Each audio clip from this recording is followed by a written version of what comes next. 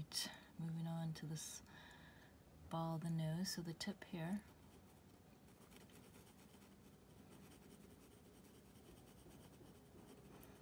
kind of comes up a bit. Again, I'm still trying to angle my pencil, working slow and methodical. I may even build more layers. I'm kind of just, right now, you know, just building the value mapping is how I'd like to express that visually. So I would still go over more layers as I progress further. However, you can, you know, areas that look so obviously dark, I'm gonna again accentuate that a bit more, get even heavier if I can, add more layers there. Under here, ask yourself soft shadow shape, really soft shape. Where's the actual highlight? There's like a highlight here. I might even try to, basically I'm just drawing that highlight in so I don't draw anything inside that enclosed shape. That's actually a highlight here, so I basically just shade everything around there. So another shadow shape. You can do that a bit. I would just say don't do the best job not to heavily outline it, because then it's going to look a little too aggressive in the mark making. Then moving on to my eyebrow, ask myself how much eyebrow to my upper lid, how much negative space that is. And then just kind of gauging my eyebrows are kind of thin, meaning they're not very, very heavy in terms of the tone, so I might actually use my eraser to kind of spot check that after, just kind of take that out a bit. But I do need some graphite to express like the overall shape, which is key here.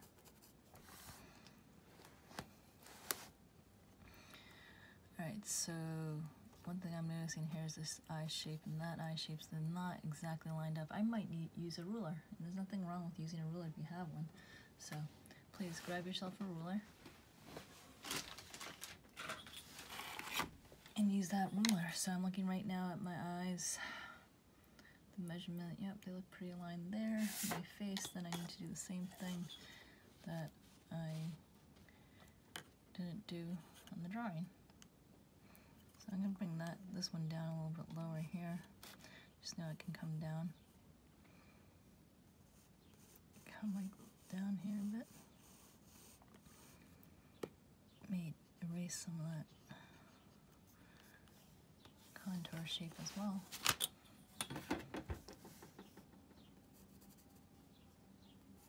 If I do it light enough, it should work in terms of reworking it.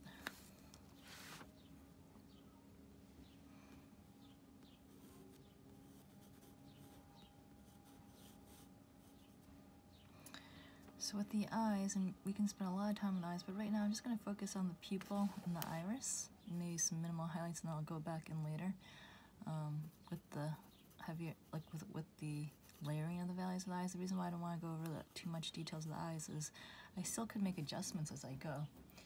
Even if I'm feeling like, oh yeah, this looks pretty accurate, you know, I still can add more values. You don't want to fully commit yet to that heavy detailing until we're pretty sure the rest of the process is within that range that we're aiming for.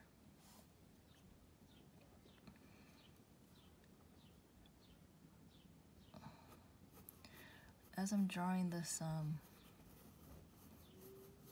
part of my iris, which is the color of your eye, I have a brown eye. I need to ask myself a few questions. Is that lid? I have a thin lid. I don't have a big heavy upper lid, but I have a thin lid. It gets a little thicker towards the end. Like down here, if it comes over a little bit more. But that actually should be even a little lower. Even though it's a ball, the iris, shape-wise, has to go over to make it look more believable. Another thing is I have a little bit of heaviness in the lower lid, just like it's kind of like a heavier lid under there. And it gets thinner there. And this kind of shape kind of comes out. And that kind of goes in, so it's more like a C-like shape. And as I'm doing this, I'm kind of comparing the white of my eye, it's not really white, it's off-white here, to that side. And what area is there more, what area is there less, that kind of thing. Then the other question is, the actual pupil is about 1/8 the size of the iris, so just trying to get that within the range. It's still workable. In other words, I still need to make adjustments.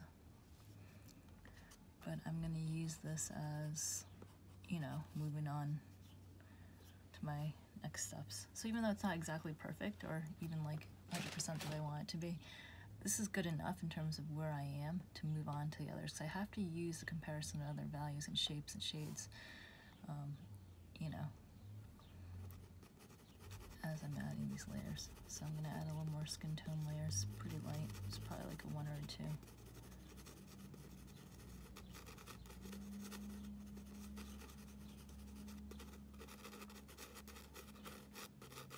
The lights kind of shine from the window on the left side of my face. So even if I add some values, it's like, okay, that seems a little darker than necessary. I'm going to add a little bit more light tone by just stamping it out a bit. Another thing I'm noticing too is my eyebrows a little too arched. They're not, in real life, they're not as arched. So I might need to make an adjustment there as well. Maybe they don't come down as low. So you'll see, like as you're, even though I did this a few days ago, the preliminary sketch, that everything is always a work in progress. That's so important. And you know, if you start lightly and don't overcommit to anything in terms of values until you get like most of the drawing about, you know, within, I guess a good range would be within 85% accuracy. That's a good aim for art 1. Then we can add a little bit more heavier values.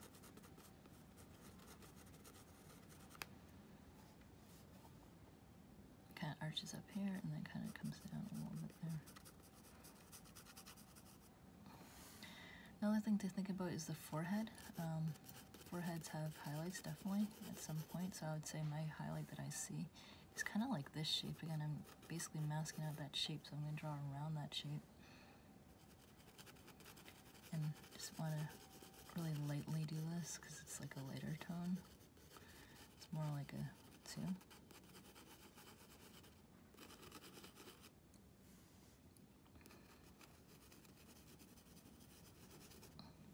Essentially, I'm mostly working like pretty large. As you can tell, I'm kind of spraying myself out. I'm starting with the neck a bit, so I have some heavier shadow shapes, kind of working a little bit more detail here, but not overcommitting. I might just add some heavier shapes into my hair, like big shapes I see that are dark shadows. Even though I do have black hair, there's always a range in value with any color. So I'm just looking for the dark tones, which I see more in heavier shapes. You can see like a pattern too within the darker shapes. Some areas will be a little bit longer and sweeping like this is kind of hugging my, part of my hair hugs my neck. I'm gonna just try to use my arm too when I'm doing these bigger, more gestural strokes. So the hair can be more fun and expressive as long as you get the values right. You know, there's always different kind of marks that you're making, and then the details come into these smaller areas like your eyes or your nose or this part of your lip, which has a cast shadow too. I'd say the cast shadow is fairly light, maybe like 6, 7 maybe on this side.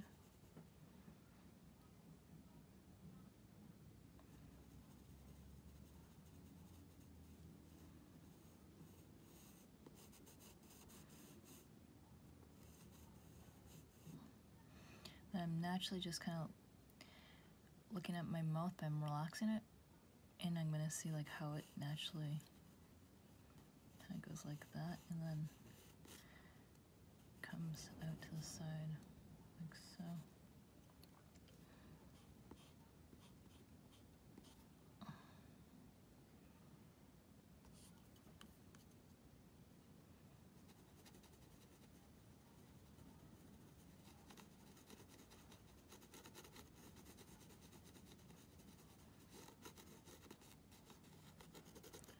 More shadow here.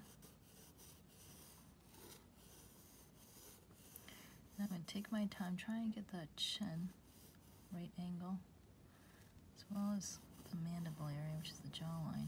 It's going to be a really key factor. And then I have like this mole here that obviously is very noticeable. To get that down, so even though it's on my left side,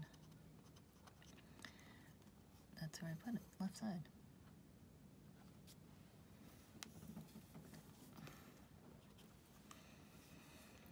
There's a little bit from the fill trim, some it's like columns, so there's like a shadow here, right? And over here's a lighter tone. Not a highlight, but like a really light kind of, using the side, barely adding pressure.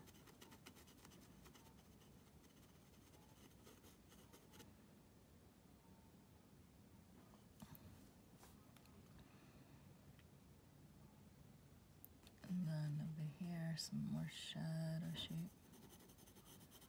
Within the hair, so like a shadow kind of thing playing off my face. It's kind of cool. Again, it looks dramatic. The light looks a little bit harsher today. How it's shining. So, you know, again, just be true to how you see the light. Sometimes it's more dramatic, other times it's a little more even. Depending on the day, but depending on the weather. Whatever is happening in your world that day. Now there's like a little bit of cast shadow coming from the hair. I have like a little hair coming forward here. Just kind of being playful there.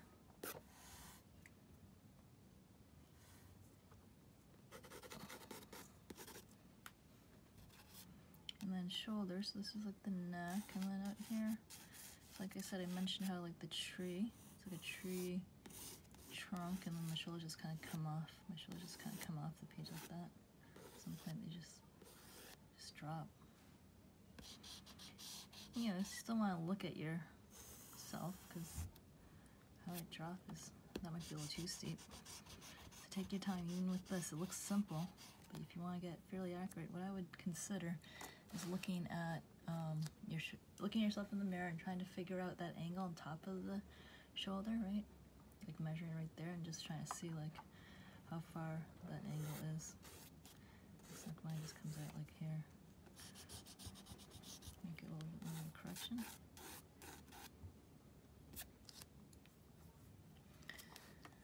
All right. So yeah, I'm still gonna work on this a bit more, but that's kind of just how you start it so you can see it. Enjoy.